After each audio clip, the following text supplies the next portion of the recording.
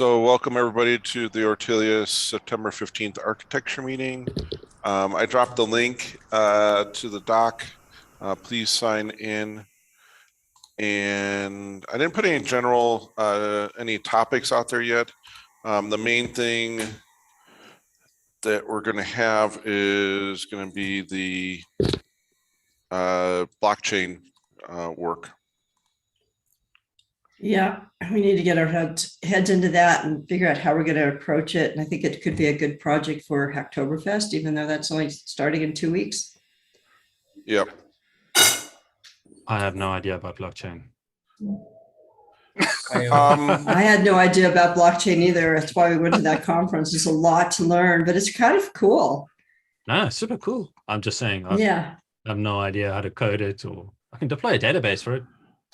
and we'll actually have that part of it. So the first part that we're going to start on is kind of like step one is going to be the architecture. Okay. Is the first step. And in that we'll need to decide things like the IPFS storage, the database that we're going to use. So you're not going to get out of it, Sasha. We're going to be using a database as well. And then also it will probably be in Node.js. So the work that Utkarsh and Joseph did, we're going to build upon that. Is that going to be using package.json? I don't know which ones we're going to be using. The XRPL has a set of libraries that they've written for both Python and Node.js. From what we've looked at it before in the past, the Node.js ones seem to be more mature, or they get taken care of first. Put it that way. What package manager is going to be used? Is it going to be npm? We could either use npm or yarn. It doesn't really matter at that point. Okay, I just posted a link just to check that out for performance for your builds. Okay, cool. Yeah, it uses a YAML file, so that's also very nice. So it's standard, standard code legibility. Yep. Don't even know if that's good English. So we have the IPFS. It's called PNPM, Performant NPM. Oh, cool. Yeah, it's super cool. And it's very easy to convert old projects from NPM or Yarn into that format. It's very easy. But I just thought I'd mention it for everybody because I think it would, you must see the difference in build speeds. It's amazing. It addresses a lot of bugs in the NPM package manager or Yarn, package manager. Who's that rooster? And then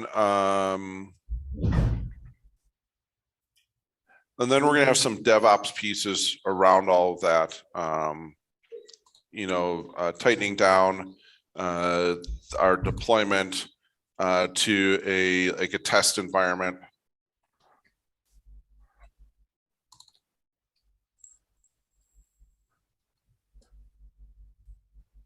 So I guess you could practice locally by deploying a local Django or what, and do some local code development in kind, something like that, or with Docker container. Oh, that's what we got to figure out. What is going to be the best way, and because we'll be still doing microservice based architecture and development. Oh, it's a really great project. So because we'll approach this from definitely from a microservices point of view, what we'll need to stand up locally, like you said, Sasha, something running behind kind could work really easily. So we don't have to have every single container running just to do your development. Yeah, like a local Ortelius Dev environment, right? Mm-hmm. Yeah. when you guys have got some time, we should show you what Arvin and I have been working on, a little local Ortelius Dev environment and building a document around that. So Cool. that people know exactly where to start, right? When they join Yep. and can get involved really quickly. Definitely. So yeah, if you guys could we do something on Monday to do a little walkthrough on that, or is Yeah. that? It's still conceptual, but it doesn't matter. It's basically the concept is there, right? And then it'll be great to get feedback from the community, right? Yep. Just to see if this works or not, right? Okay. Arvin's been testing it out and been doing some cool stuff on there, like on Java portions, because I find that with Ortelius, you encounter Java, you encounter Python, so it's all centered around Ortelius, right? The kind of languages you would encounter. Yeah. Right. And the architecture you would encounter.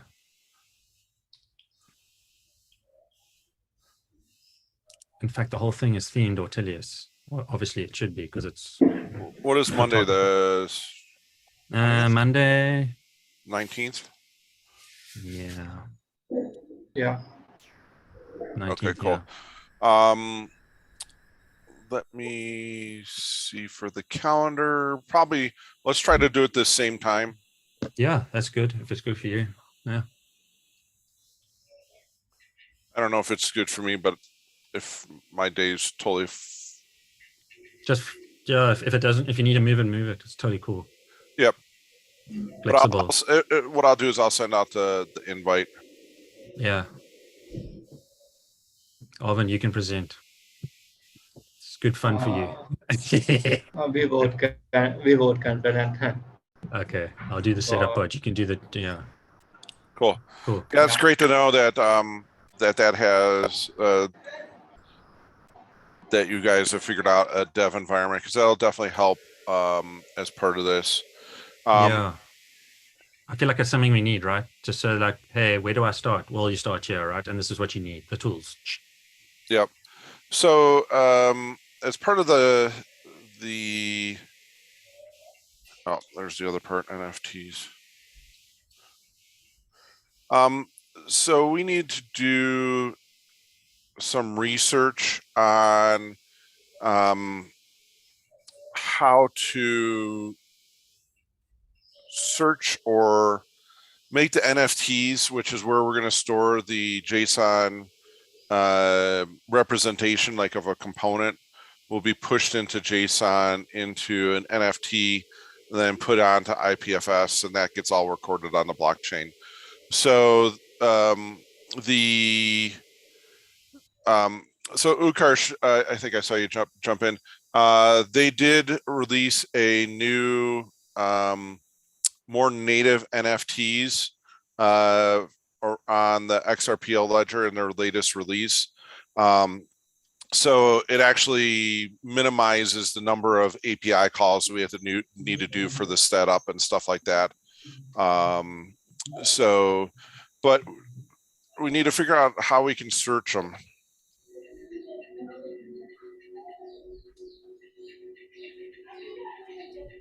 Okay.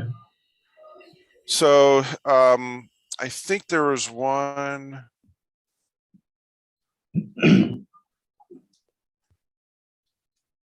Project I saw.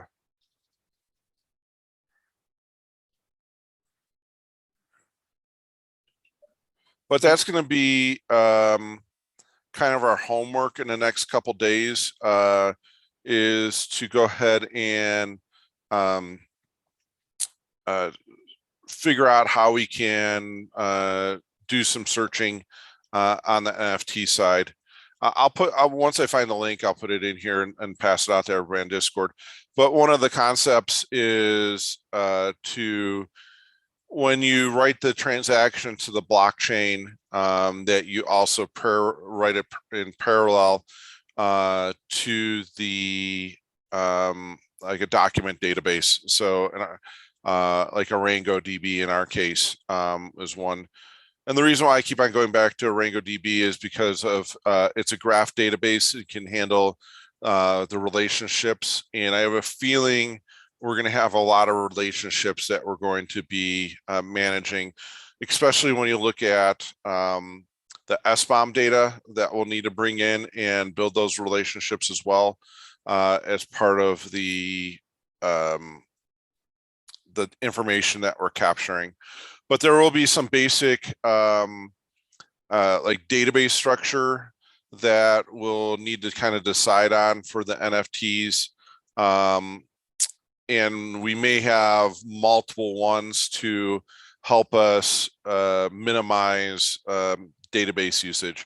So one of the interesting things that we learned about the IPFS is IPFS. If you put if I put a cat.png into the IPFS system, and it has a certain hash, and then Sasha puts hello kitty .png and it has the same hash, IPFS is smart enough because it has the same hash just to associate the two different names with the same file, and therefore it like by default minimizes duplication.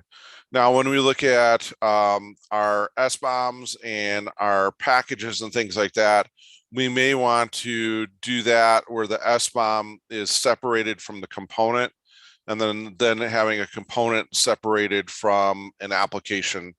And when we do something like that, we'll have to bring things together, those relationships together with the Arango database as part of that process.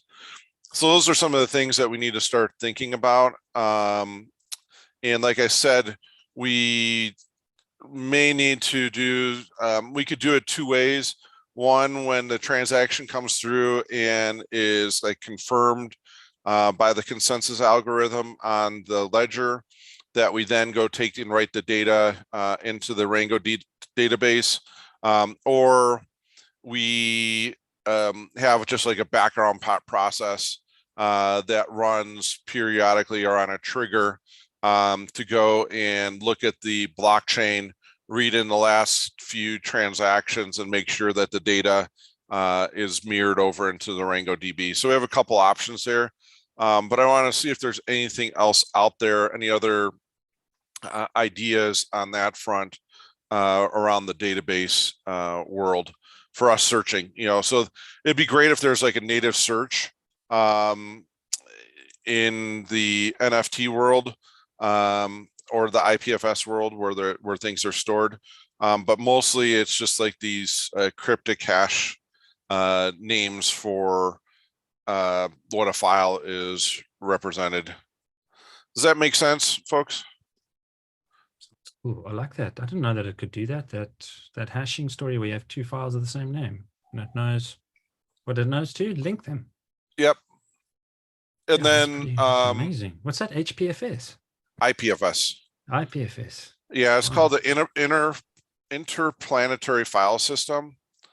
Oh, wow. And the guy that designed it so you could be on Mars, and you could be living on Mars, and two people want to go ahead and view a file, and the first person already looked at it a couple days ago.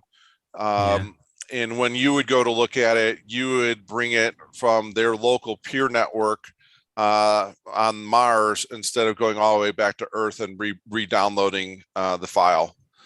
So that's like the cool theory behind it. It's a distributed peer-to-peer network. Okay, I found the GitHub page. Yep. Another one is called, I have to look at it. The guy that did the talk. I'm trying to remember where he's from. I assume that there's use cases for this where you shouldn't use it, right? I assume. It can store basically so what ends up happening is if you want to edit something and you don't care about revisions, then IPFS it really isn't for you. That's like one of the use cases that isn't, because it versions everything. and everything's Ah, persistent. exposure. Okay. So every time you make a change, you end up creating a new hash. Version of that. Yeah, Oh. a new hash into the IPFS system. Ah. And there are ways, I believe, that you can say only keep the last like 5 revisions of it or something like that. Oh, wow. Well, you end up with like this endless, like, could that start clogging up your disk, like in terms of space or storage? Right now, so the IPFS it's backed by, so IPFS is kind of like the protocol, and then you have, I think it's nft.storage is one of the websites that actually does the storage, and then Filecoin. Okay. So Filecoin and NFT storage, and so Ripple has put together their solution, or one of the solutions that they would recommend us to use would be NFT storage. And NFT storage behind the scenes uses Filecoin and IPFS. Okay. And the NFT storage, it's pretty cheap. I think you get a terabyte of storage for about $4 a month. And the current scope, we're trying to figure this out yesterday, I think is 16 exabytes of data are being stored on IPFS currently today in the world. 16 exabytes. Oh, Yeah, wow. so it's 1,000,000 terabytes. Cheapers. 1,000,000 Yeah, terabytes. 1,000,000 terabytes. So 16 million terabytes of data, I think, is what it comes to. My MP3 collection won't fit. I don't, yeah. So basically, and most of your MP3 collection will be duplicates, so it's not going to consume any additional storage. Yeah, that's true. Oh, that's amazing. That's So mind-blowing. yeah. And some other things that we learned about the XRPL ledger. They are moving about 10 terabytes of data through the ledger a week. They have basically, they've stood up between 16 and 32 basically Kubernetes nodes in, I can't remember if they're using Google or AWS, but in about a dozen regions, and they're able to have something like 50,000 concurrent connections to the XRPL ledger at once. It's pretty impressive. I took a screenshot. Radical. Yeah, it's a good good ledger that we've gotten involved with. 50,000 concurrent connections. That is hectic. Yeah. So with us starting on the grant, like Tracy said, I think we can roll in some Hacktoberfest pieces into this, but we'll have to figure out, because Hacktoberfest is slated around pull requests. So we may want to do Hacktoberfest around documentation on the XRPL.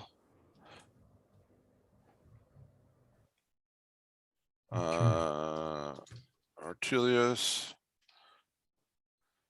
And then we'll need some more additional documentation around our GitOps. I know we've been working on that before the last couple of weeks, but we need to flush that out. And then as far as like coding, we have coding for both.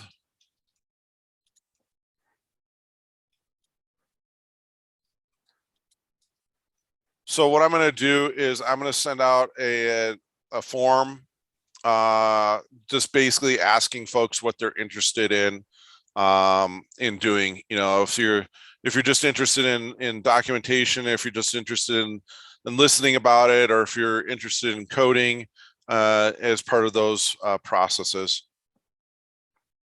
So I'll try to get that out today. If not, I'll definitely get it up tomorrow. Let me put. Come on.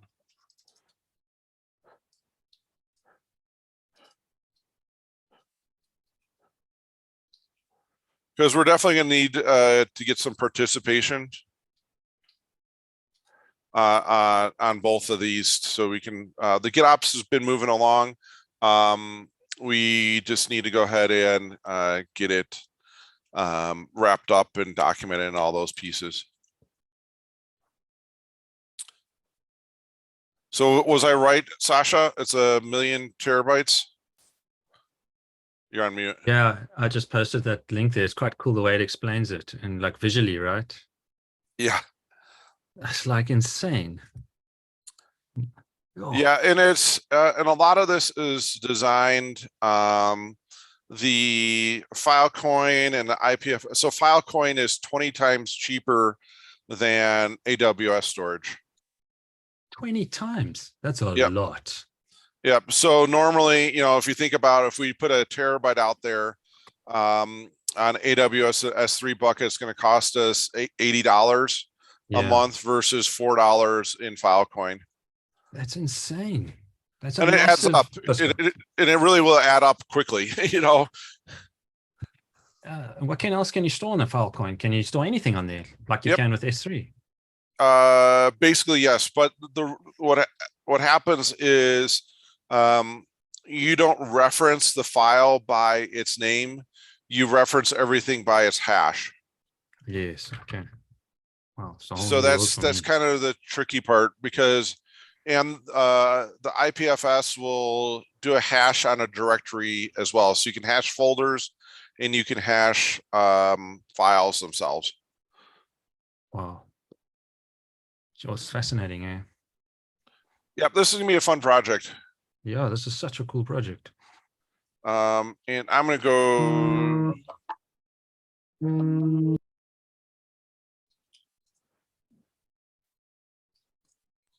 I think we're all going to learn a lot on this project. Yep. So I put another action item out there for me to go ahead and tag Hacktoberfest issues in the repos. Those were the two main things that we have going on. So I will start dropping links into the Discord channel around presentations and websites to read, so we can all get up to speed on the different technologies that we're going to be utilizing. But for your homework, we're going to be focusing on searching NFTs. The other thing that we'll need to do is make this meeting more frequent. But let's just get started here, and our first presentation will be on Monday, same time, and I'll get that invite sent out. What do you want to call the topic, Sasha and Armin? Should it just be locals Ortelius Dev environment? It's exactly what it is. Yeah, it's basically a local dev Ortelius environment, and it's the whole idea behind it was to help people get set up for Ortelius, right? So they could run it locally. Okay. Adventure with Abraham Ortelius. And also get some understanding of containerization. We've got like example different types of code like Java, Python, everything that Ortelius has in terms of code. We've got some example applications that you can go and containerize, right? So you get a feel for what it's like to containerize a Java app, a Python app, for example. Yeah. Okay, cool. We just thought that would be quite cool, but obviously we need buy-in from the community if you guys think it's a good idea or not, right? No, we definitely we have the basics out there, but like you said, it's a little more complicated than and being able to simplify this with containerization would be nice. Yeah, exactly. So you need Docker, you need Kind, right? That's going to be your bread and butter, and you need an IDE. Okay, perfect. That works. And then we've got like a separation between like Linux and Windows, right? Oh yeah, just- definitely. Yeah, because there's and- folks that still use Hmm. Windows, unfortunately. Yeah. And then Windows folks always hit end of line errors, feed errors, and it like confuses them, right? So yeah. It's a pain. Yeah. Ask Arvin. He learned the hard way, but he found a great extension. Amazing. Yeah. Perfect. Yeah. Okay, so I will send out that invite, and you guys are on for Monday, same time. Cool. And like I said, we'll need to start doing more frequent meetings around the XRPL, because we do have a kind of a time frame that we need to follow and report back to the XRPL grant folks. And Okay. we will be getting a mentor from the Ledger side from XRPL, but they're still working on the program. But we got a few names of folks that we can start working with.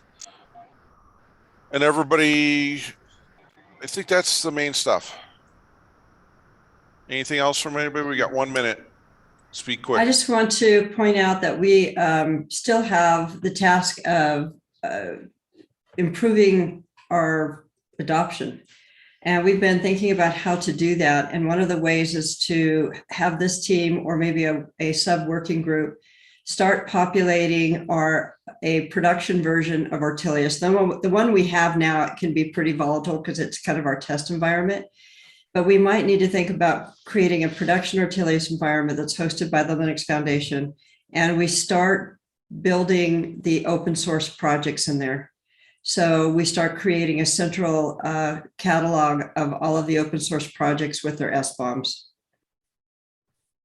So Right. imagine us putting, one of us taking on putting Kubernetes in there, one of us taking on Jenkins and putting it in there. All of these open source tools that are starting to be more and more popular. We could just start with a CD foundation and do Jenkins and Shipwright and Persia, and Ortelius itself needs to be in there. So we have some work to do just to start populating the catalog. And that's part of our problem, is we don't have data in it. So we Right. need to that's take the true. dog food approach and start with the CD foundation. I shared the 2 links now that I've been working on with Arvin. Arvin's been doing the testing, but obviously it's in a separate repo. And then if you guys are happy with it and you like where it's going or what it's doing, then we'll bring it into Ortelius, right? Because it actually fits in exactly with what Tracy just said. Perfect. It fits common tools that are affiliated with Ortelius and the CNCF. And that's exactly what we want, right? Yep. Cool. So Steve, you well, want to take a look at that and give them feedback? Yeah. Yeah, So you I guys just can pulled take up a- now. Yeah. I also posted my repo in which I was working on the Java part. So please take a look. Yeah, Arvin's doing the he's containerizing, and then he's documenting his experience. Perfect. Yeah. And we've called it an adventure, not a course, because course just sounds so boring. It is. I think adventure is a much better word for it. Yeah, and it's themed with Abraham Ortelius because he's a cartographer. So Yes, exactly. yeah, so Should it's be an called adventure, right?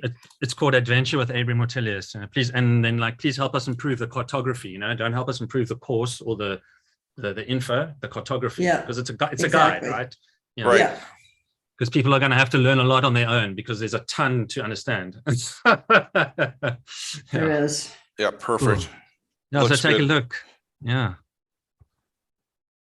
We're going to have to Be do very- that when we. You're gonna have to rename your repo from course-material to adventure. I know. We can do that later. We can do that when we pull it in. Well, what we'll do is we'll just copy the files across to Ortelius, right? Because it's just in a private repo that I've got. That's all. We just wanted to see if you guys are happy with it, right? And the community is happy and it fits in with the vision, right? Yep, exactly. Yeah. Yeah, I'll look through it. Cool. Looking good at first glance. Okay, thanks. Well done, Arvind. Legend. Yes, well done, everybody. All right, anything else? Nah. All right, cool. Thank you, everybody. And again, Monday, same time. Cool. Thanks, guys. Yeah. Thanks, Cheers. everybody. See you there. Thank Bye. you. Thanks, everyone.